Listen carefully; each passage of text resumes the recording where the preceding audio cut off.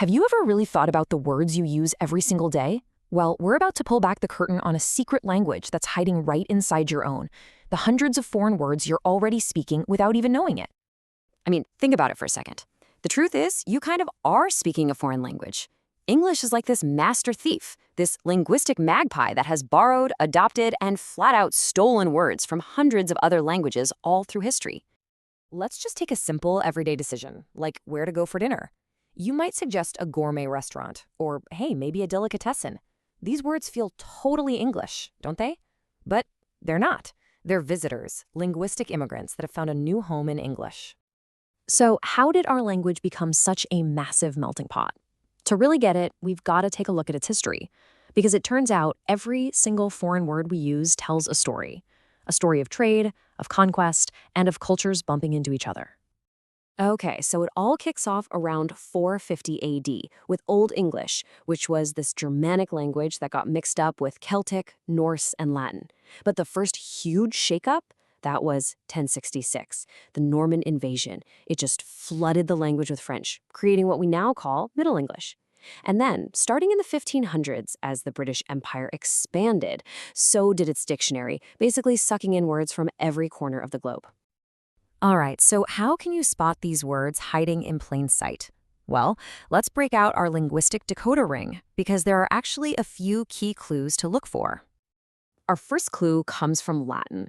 You see, Latin was the foundation for all the serious stuff in the Western world: law, science, government. So yeah, English borrowed heavily from it.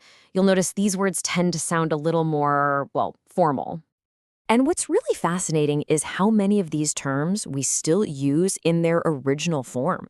Legal ideas like habeas corpus or the U.S. motto, e pluribus unum, out of many, one, that's pure Latin. They really stand out because they haven't been totally absorbed into English.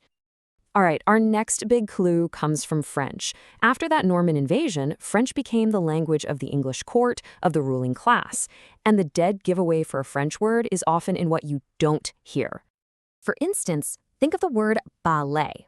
You don't pronounce that T at the end. Same thing with gourmet. That silent consonant is a huge hint. It's the reason so many of our words for government, law, and especially food, I'm talking justice, mayor, and cuisine, comes straight from French. Our third set of clues comes from German and Yiddish, which gave English a ton of wonderfully expressive words. And for these, the hints are usually in the spelling and just the way they sound.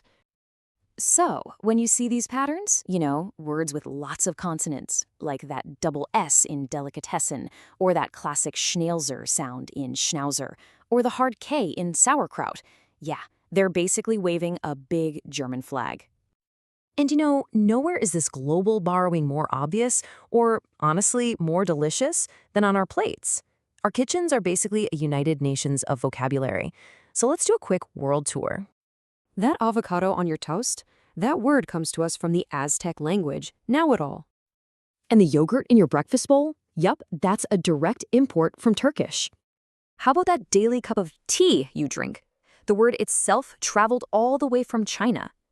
Our food is literally a living map of language history. So spotting these words is one thing, but what happens when you come across one you just don't know? Well, you don't always have to reach for a dictionary. You can actually become a word detective and use the context clues hidden right there in the sentence. Here's a simple little framework for doing this: the context decoder. The words around a new word will often give you clues, like a direct example, a synonym, or even an antonym that hints at the meaning. Let's see how it works in action. So right here, the sentence gives you a perfect example. It says the appliances went kaput, and then immediately defines it with, for example, the oven stopped working. So kaput, a German word, obviously means broken. Simple. This one uses a synonym. The sentence doesn't just drop in the Greek word nemesis. It defines it right there for you with the phrase, or fiercest opponent. The clue is basically handed to you on a silver platter. And here we have an antonym clue. The magic word is but, which tells you a change is coming. She was chagrined, but then she became excited. So since excited is the opposite, we can pretty easily figure out that chagrined, a French word, must mean something like disappointed or annoyed. When you step back and look at all of this, you realize that the English we speak isn't some fixed, static thing. No, it's alive. It's a breathing, constantly evolving language, shaped by history, by culture, and by every single person who speaks it. So, what's the big takeaway here?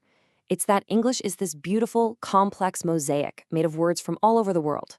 And now you have the tools to spot them. You can look for clues in spelling and sound, and you can use context to unlock their meaning. You're not just speaking a language, you're carrying around a living history book. And all of this leaves us with one final thought. In our world, which is more connected than ever, language is changing faster than we've ever seen. So the real question isn't just about the words we've already borrowed, but what words, from what cultures, are going to become a part of our everyday English tomorrow?